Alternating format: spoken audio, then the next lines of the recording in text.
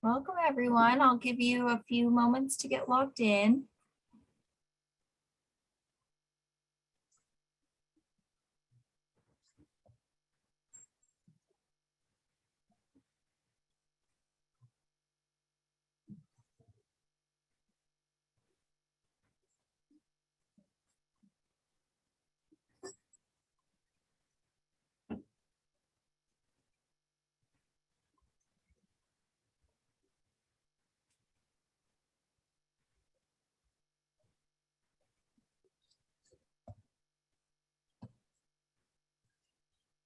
All right. Welcome, everyone. Thank you for participating in today's webinar. My name is Chelsea, and I'll be your NHB host today. Please note that today's session is being recorded and will be uploaded for on-demand viewing on nhb.org. In the next few days, you'll receive an email when it's ready. Daryl, if you wouldn't mind hitting. Please note this webinar is copyrighted by the National Association of Home Builders and is intended to provide complete and accurate information on the subject matter covered as of the time of publication. I'll give you a moment to review the copyright and disclaimer statement. And now I will turn the presentation over to today's speaker. Daryl, take it away. Hey, my name is Daryl Patterson. I'm president of Housing Design Matters. We're a residential architectural firm headquartered in Jacksonville, Florida, where I am today. And even though I'm in Jacksonville and it's warm today, I really hate winter. I really suffer with winter blues. So I have some tidbits that I hope will be helpful to everyone on how to chase away the winter blues. We could also call it how to avoid seasonal shock. I know a lot of people love fall and what's not to love. You know, you get these crisp blue skies contrasted with these bright orange leaves, followed by, gray skies, no leaves on the trees. Ugh. So the other thing that fall gives us, or winter gives us after fall, is shorter days. So the shortest day is actually coming up next Tuesday, December 21st, and that actually is the official kickoff of winter, but I hate the short days. And I know further north, it gets dark by 4:30, 4 o'clock. So that's really, really tough. So we also have no color to our trees or our sky or the grass. Oh yeah, and then it gets colder. So whether you're selling a model home or you're working from home, the idea is to not let the winter blues sidetrack you from what's really a very hot market. So let's talk about some strategies to chase away the winter blues. Add light, add warmth, add color. That's pretty easy, right? So a lesson from our realtor friends is when they're showing a home, they turn on every single light in the house. Our houses look better when all the lights are on. And guess what? We feel better when we're in a house with all the lights on. So, you know, if it's a 2-story house and you're not upstairs, you don't have to turn on the upstairs lights, but turn on the lights and just see how it brightens your mood. And let's start your day right with great bathroom lighting and, you know, lighting that makes you look good. Here's 2 examples of bathroom lighting that's very flattering for the users.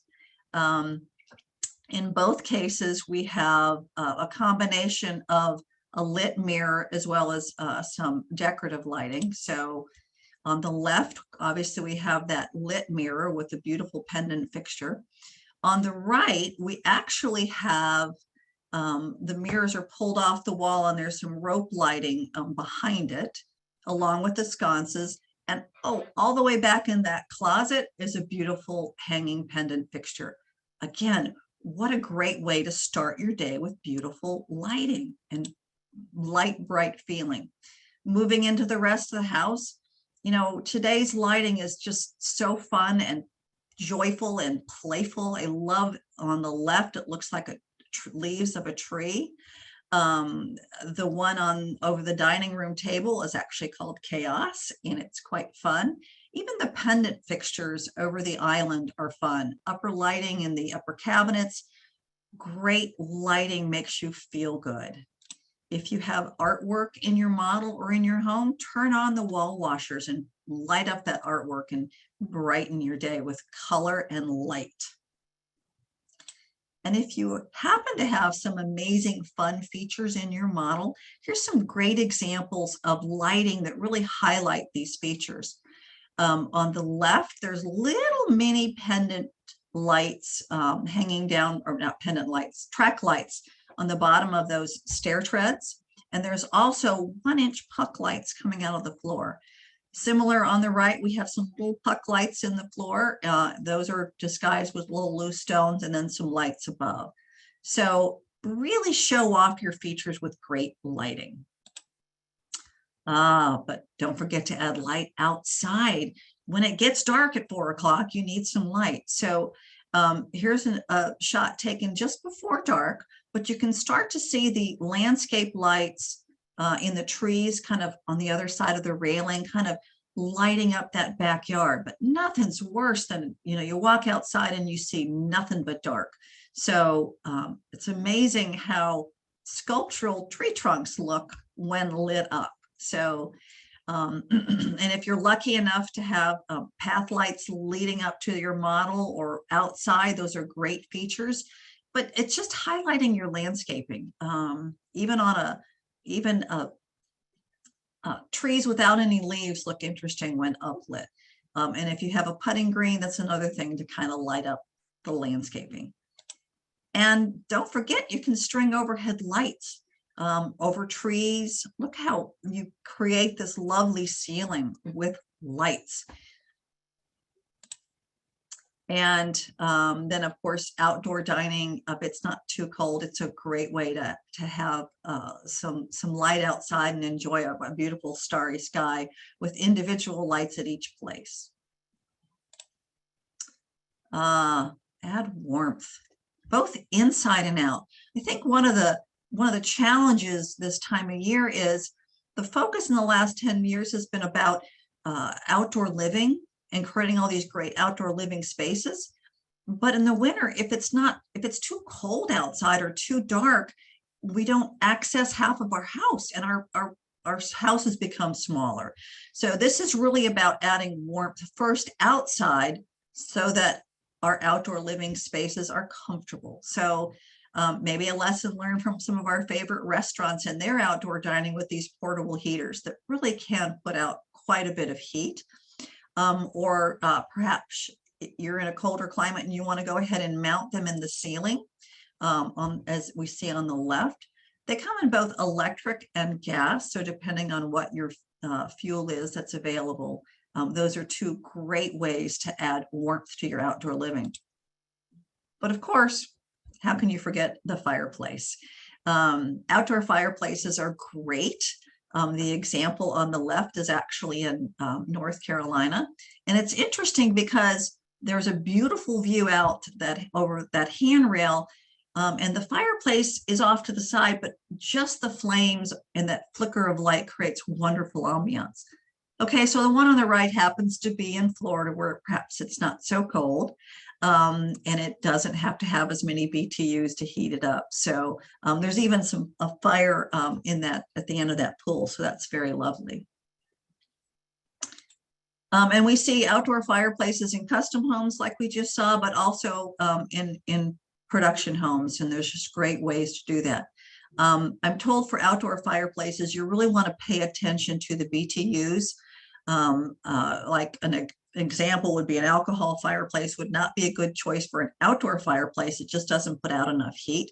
More maybe a direct vent gas fireplace. And you don't have to have your fireplaces undercover. You can also venture out into your backyard and with these great fireplaces outside in these kind of great sitting areas. So don't let the cold prevent you from going outside. But I really love the quality of light that you get from the flickering of a fire. So if you're selling a model this time of year and it's dark at 4 o'clock and you're open till 6, you put on that fire in that fire pit and it just makes everything feel warm and inviting. And, people might be curious driving by, what is that? Let me go see what that flickering of light is in the backyard. Of course, we want to add warmth inside as well with fireplaces. So let's look at a couple of examples of what that might look like. And, I think the key with fireplaces inside, depending on how cold it is in your area, it's almost more about the coziness that the fireplace creates and the ambiance than it is the actual physical warmth of the fireplace. And don't forget, if you have an amenity center, make sure you light that fire and warm it up. The example on the left is one of those alcohol fires, very pretty. It's very long and linear, very contemporary. This was an example in Florida. We didn't need a lot of heat. The other example is actually a wood burning fireplace in an open air pavilion. Oh, does that look miserable or what? This is the landscape that many of us are going to be facing here shortly. Colorless skies and landscaping. So let's add color. And what a great example of adding color.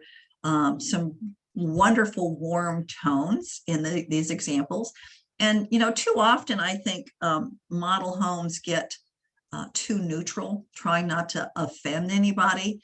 And I love how in that top picture, that pop of orange in the painting, the pillow, the glass on the table really kind of warms up that space and adds interest and makes it memorable. So let's add color. Of course, it doesn't have to be orange. I love the color of these built-ins. Two examples, bright blue and brighter blue. Of course, the artwork as well. But notice if you can zoom in and look at the colorful tile over that little beverage center in the back, how it really sparkles and adds color. Of course, accent walls are great ways to add color. I love how the green is contrasted with the orange drapes, and all that's pulled in with the beautiful artwork, and then the pillows kind of pull that down. You can change out some of the pillows throughout the year. So the example on the right, maybe the pillows and the blanket are changed seasonally just to kind of mix things up and brighten the mood. But notice the example on the right, the flowers that are there. A friend of mine who also hates winter and hates the drab always gets flowers every week at the grocery store just to brighten up her day.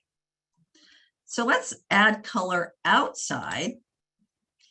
And one of the things we always talk about is making sure the landscape has both evergreens and deciduous trees. So deciduous obviously lose their leaves in the winter. So you want to make sure you include evergreens so that it's not a complete bleak landscape. So obviously you're not going to run out and do this tomorrow, but just kind of keeping this in mind. Here's 3 different evergreen trees. On the left is a cedar tree. The middle is a blue spruce, and on the right is a white spruce. So even within the 2 spruce species, look how you've got some great opportunity to add color. Of course, we don't always have to think of a conifer or a pine-like tree for evergreens. In my market in Jacksonville, Florida, some of the evergreens that we use are the live oak on the left, the magnolia in the middle, and the holly on the right. So a live oak tree, the reason it's called a live oak is the old leaves are pushed off by the new leaves. So, you might get a few days without leaves, but pretty much it's always green. So a great opportunity to keep color.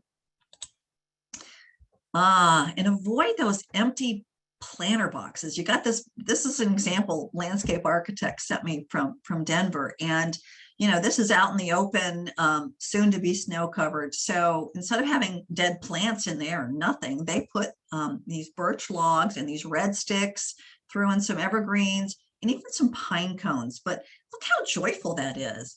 And then the example on the right, these are some dormant grasses in the distance. And the lovely contrast that those dormant grasses give against the green rye there. And don't forget, right at the front door, let's add a pop of color.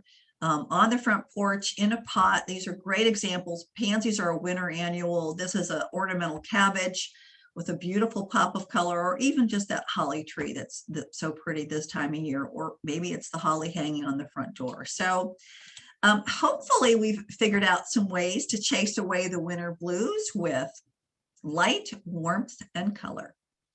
So with that, thank you very much. And I hope everybody has a much brighter winter and a Merry Christmas and a Happy New Year. Daryl, thank you so much for your presentation today, and to everyone who's still on. As a reminder, today's webinar was recorded and will be available for on-demand viewing at nhb.org in just a few days. You'll receive an email when it's ready. In the meantime, if you have any questions or feedback, please send it to nhblearning@nhb.org. Also, stick around after we end the event for a brief survey regarding today's webinar. Thank you so much for joining us. That concludes today's webinar. Have a great day, everyone. Bye. Thank you for listening.